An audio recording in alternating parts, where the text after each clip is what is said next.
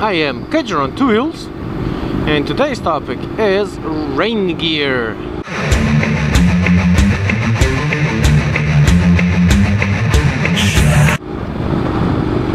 Wow, just look at that sight. Now, about the rain. It's not raining now, but if you look up ahead, it's rainy-ish, and I think it's raining down there. But to properly prepare yourself for the rain, there are a couple of tips which, if you're starting out, you might get wrong. First off is getting good rain gear. Good rain gear is always going to be expensive. Some people say that all motorcycle equipment lets in water eventually, and that's not true. If you do it correctly and you buy the correct gear, you can be completely dry whatever the weather is. But you have to wear it correctly. First off, if you want to be really waterproof, you're going to have to buy a properly branded equipment, not that cheap equipment that you can get, which is usually waterproof for a time and then it breaks, because the most expensive equipment has a Goretex membrane, which is what they usually call it. It comes in different flavors and different names. Alpinestars calls it the Dry Star membrane. There's another brand that calls it the Racer.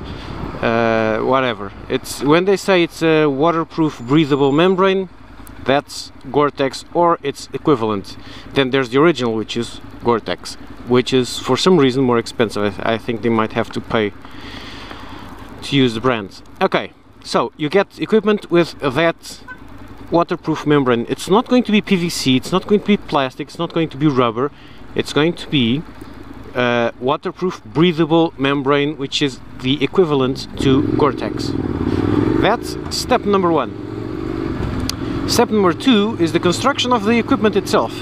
The less zippers, the better. The less ventilation, ironically enough, the better. Because water will get in through the zippers very easily. And the front zipper is usually the first line of entry, because it's where you have a gap in that waterproof breathable membrane.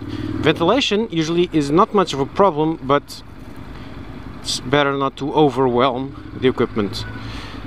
Now, the front zipper, if the jacket's good and the pants, usually we'll have rain gutters, which is a small flap which goes in front of the zipper and then closes off, a double flap or a storm flap, so that there is a waterproof breathable membrane in front of the zipper. The better jackets also have that thing on the inside, and mine has 3 layers. There's a double flap on the inside. Let's see if I can do this with my hands. Behind the zipper there's something like this, which goes like this, then the zipper goes in front.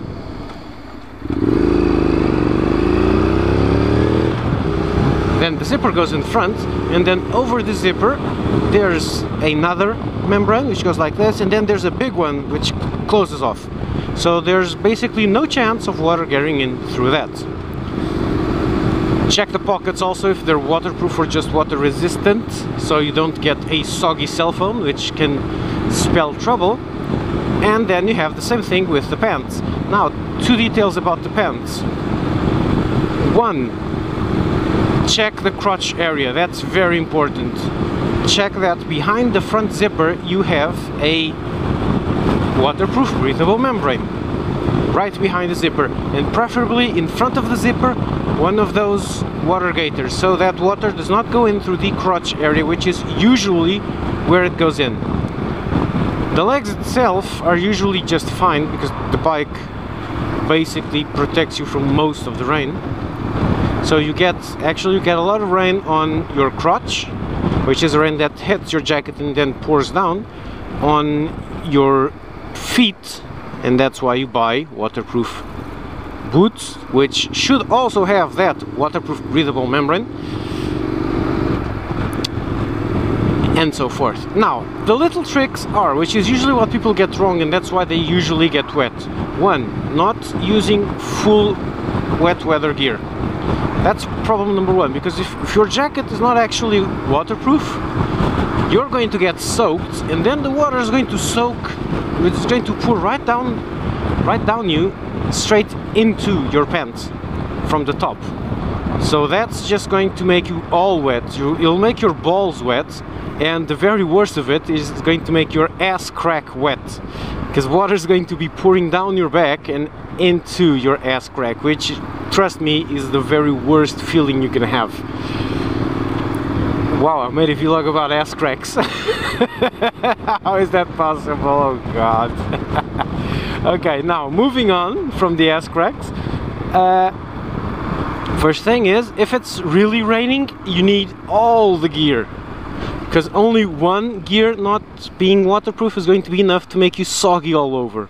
Well, maybe not the feet, but wet feet are still a miserable proposition. That's tip number 1. Tip number 2 and 3, which are the really important ones, is when it's raining, see how my gloves are? That's the wrong way to wear them when it's raining. When it's raining, this part, the gauntlet type gloves, the cuff of the gauntlet gloves, this should be inside the jacket, not outside, inside, meaning the jacket goes over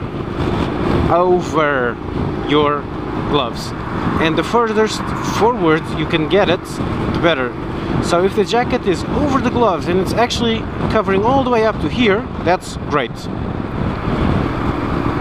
And I'll explain why. Because since the jacket has a, you guessed it, waterproof breathable membrane, that membrane is the very last layer over your skin, or the second last.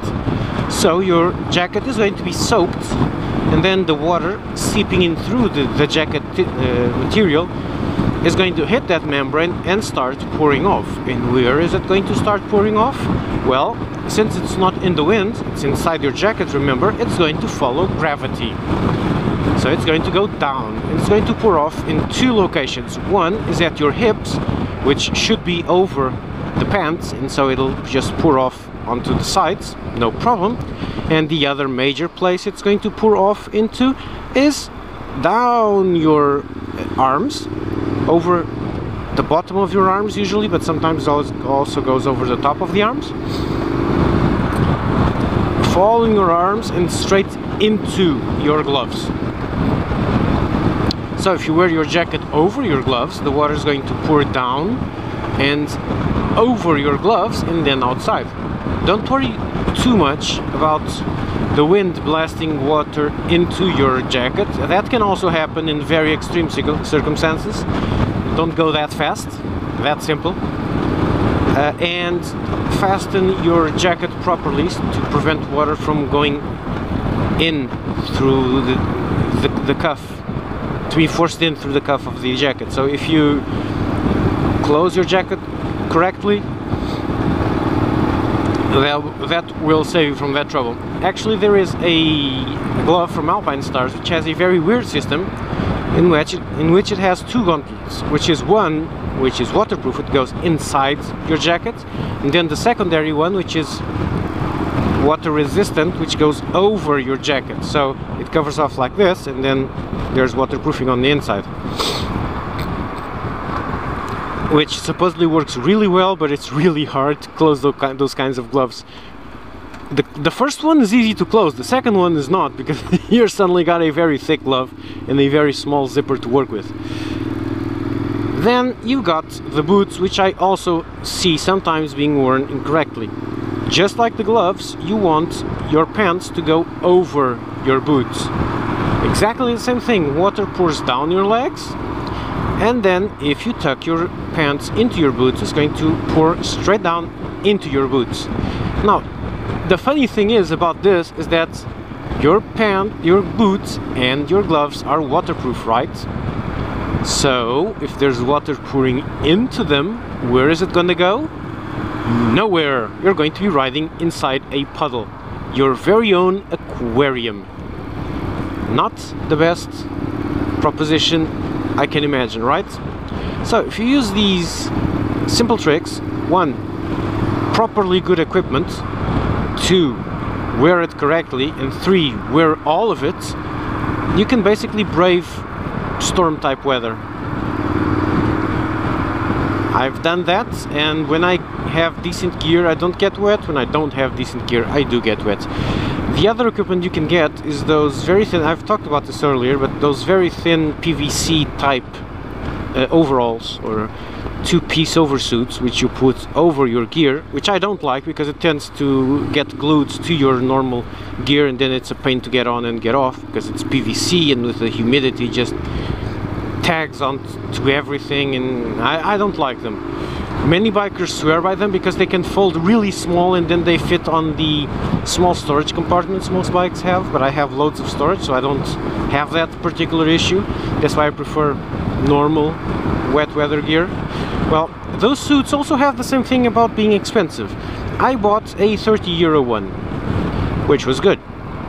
It worked pretty well, except when it got really heavy, and on this particular bike, because of the way I'm sitting, the crotch area got a nice little puddle because of the way I'm sitting. And then it started seeping in through the zipper, which was protected, but it wasn't as well protected as it should be, so water started seeping in through that. So I abandoned that one. Also, it was a freaking pain because it was a one-piece suit and it was a freaking pain to get on, get into and get out of. Then, geez, this is going to be a long ride today. And then I got a two-piece cheapo suit, which cost me about another 30 bucks. That cheapo suit had two very interesting issues, which was, okay, this is a waterproof suit, right?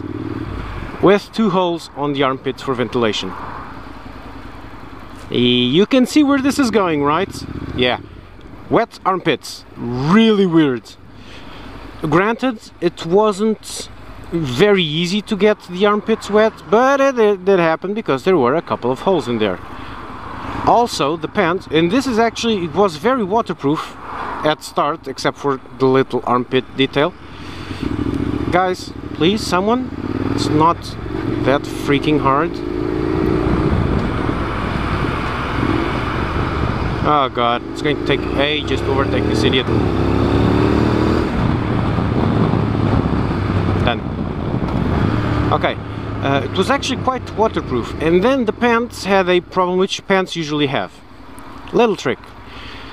The very bottom of your arse on the pants usually has a plus shaped stitch, which is the double stitching that comes from the inside of each leg, gets together right there in the middle, and then, hang on, thank you motorist, but I cannot get past there.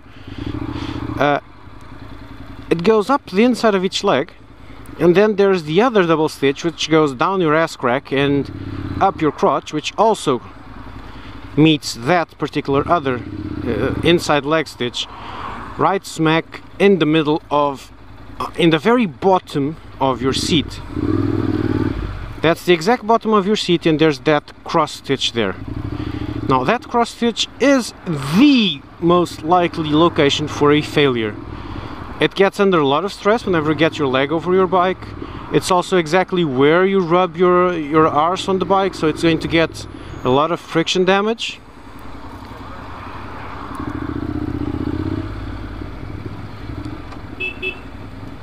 It's gonna get a lot, he said something I didn't understand. It's gonna get quite a lot of friction damage from you rubbing your seat on your seat when you're scooting forwards and backwards. So it's going to be where it's gonna break. And then water starts seeping in from that little section between your balls and your asshole. And you're going to get very wet there. So a cool trick is that very few pants have this, which is they don't have that stitch. There are a couple of pants which separate that and connect those sections of cloth in several different areas so that you do not have one single stitch that gets all the stress and is actually connecting four pieces of cloth together. They just separate it, and for example it's one on the middle of each leg and stuff like that. So if you're buying pants, make sure you look at the very bottom of the seat and see how it's built. Make sure that stitching there is very strong, double, triple or whatever, or it's separated or something like that. These pants have a slightly reinforced bottom cross stitch, and I hope they will last. They probably will.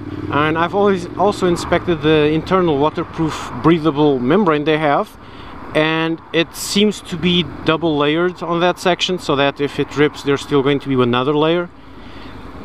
So make sure you see that. When you go to buy your weather gear, make sure you inspect the little details.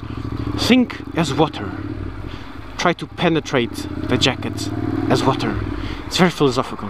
No, it's not. Okay, this is getting hairy and I'm getting way too philosophical for my own taste. So I think I'm going to go off now before I go completely fucking bananas about these cars, which don't seem to be able to stay in line. Okay, that's it. Okay, you're out. Fuckheads. Get a bike. Low traffic. Fuckheads.